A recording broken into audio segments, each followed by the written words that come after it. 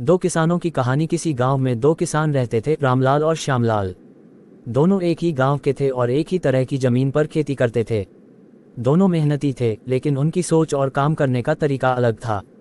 रामलाल की कहानी। रामलाल हमेशा मेहनत करता था, लेकिन वह पुरानी पद्धतियों से खेती करता था। उसे बदलते समय और नई तकनीकों पर भरोसा नहीं था।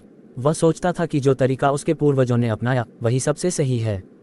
इस कारण उसकी फसल अक्सर कम होती थी और उसे अपने परिवार का पेट पालने में कठिनाई होती थी। एक बार गांव में तेज आंधी आए और रामलाल की पूरी फसल बर्बाद हो गई।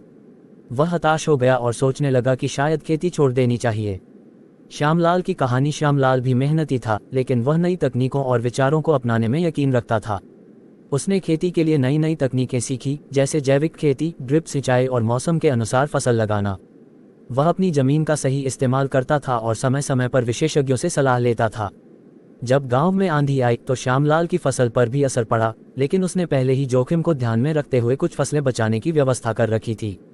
इसके अलावा उसने सरकार की फसल बीमा योजना का भी लाभ लिया था। अंतर और सीखा। जहां रामलाल दुखी और परेशान था, वहीं श्यामलाल अपनी समझदारी और नई तकनीकों की मदद से जल्द ही स्थिति संभालने में सफल रहा। रामलाल ने श्यामलाल से सबक लिया और उसके साथ मिलकर नई पद्धतियों को अपनाना शुरू किया।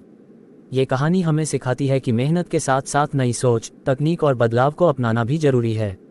सफलता उन्हीं को मिलती है जो समय के साथ चलते हैं और नई चीजें सीखने को तैयार रहते हैं।